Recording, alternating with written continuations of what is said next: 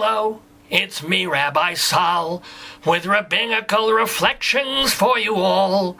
I come from Temple Songs of Bitches here in Great Neck, New York. Shut up and pay attention to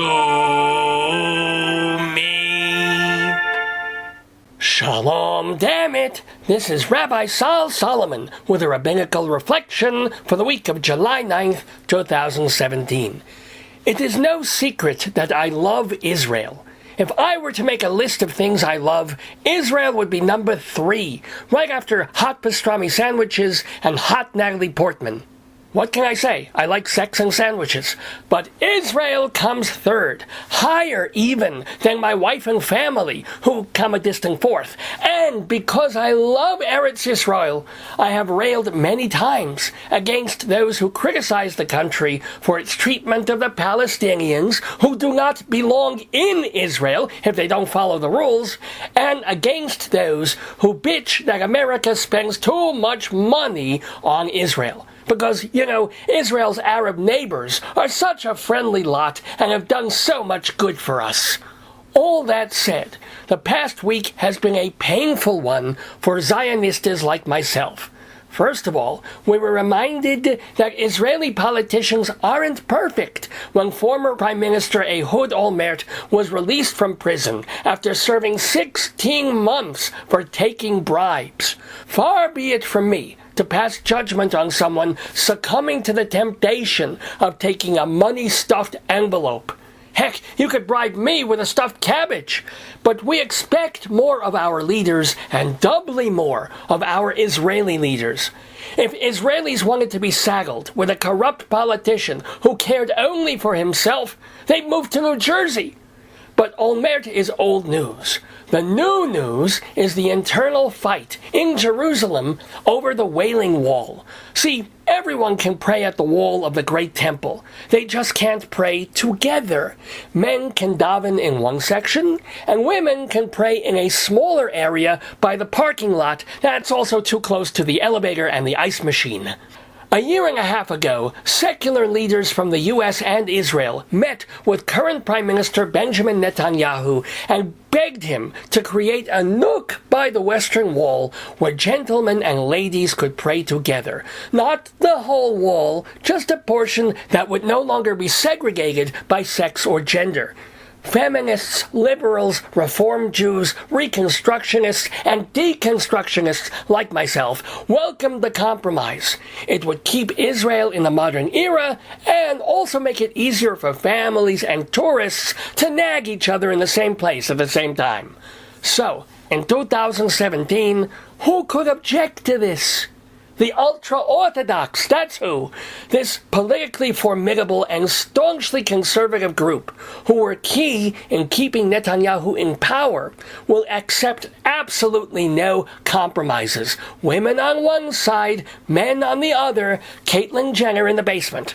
The Chassids forced Netanyahu to renege on his deal, which infuriated all the moderates. As David Harris, executive director of the American Jewish Committee, put it, the Kotel belongs to all Jews worldwide, not to a self-appointed segment. To be fair, Jews everywhere count on the uber-Orthodox to keep the faith, literally. With so much assimilation and intermarriage and pressure to be a nationalist first and a Jew second, it's kind of nice to have a bunch of Yidlach still living in the 19th century, resisting modernity, and reminding us there's a core of Bible-based tenets that have carried us for 5,000 years. Let's face it, the Amish are ridiculous, but they make the best pretzels and furniture, so we'd miss them if they all packed up and moved to Rumspringa. But Israel was not created by America and the UN solely as a place for black hatters to study Talmud and suck down welfare. Eretz Yisrael was founded as a refuge for all Jews, blown sideways by the diaspora, decimated by the Holocaust, and crying for a safe homeland in the place the Torah says we came from. Among all those Jews, some work on Saturdays. Some like a ham sandwich. Some even intermarry or listen to Mannheim Steamroller. To disregard the lifestyles of these people as not being Jewish enough for Jerusalem smacks of reverse discrimination. Worse, American Jewish groups worry that Netanyahu's bowing to a tiny segment of his population could drive a wedge between secular American Jews and Israel. Already, mega philanthropist Ike Fisher, a real estate tycoon and AIPAC poobah, has suspended donations to the country because of what he calls this act of contempt. That's millions of dollars at stake, folks. Dollars that could be paving Israeli roads, providing health care, building me a satellite shul in Haifa. Hey, a guy can dream, right?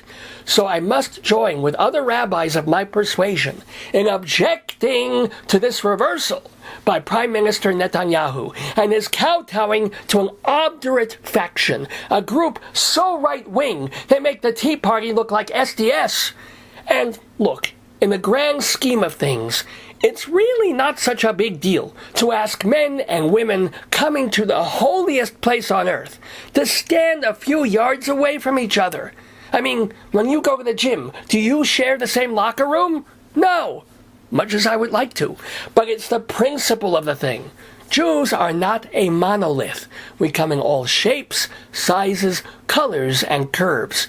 Favoring one sex over another, however subtly, is just not in keeping with the egalitarian spirit of a people who know all too much about arbitrary separation.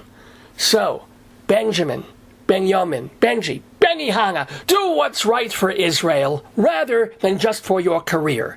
Let men and women pray together in Jerusalem. If God doesn't like it, he can shake the wall and spit out the little pieces of paper. Or just move the wall to the U.S.-Mexican border and kill two birds with one stone. Well, 1,000 stones, but you get my drift. This has been a Rabbinical reflection from Rabbi Sol Solomon, Temple Songs of Bitches in Great Neck, New York.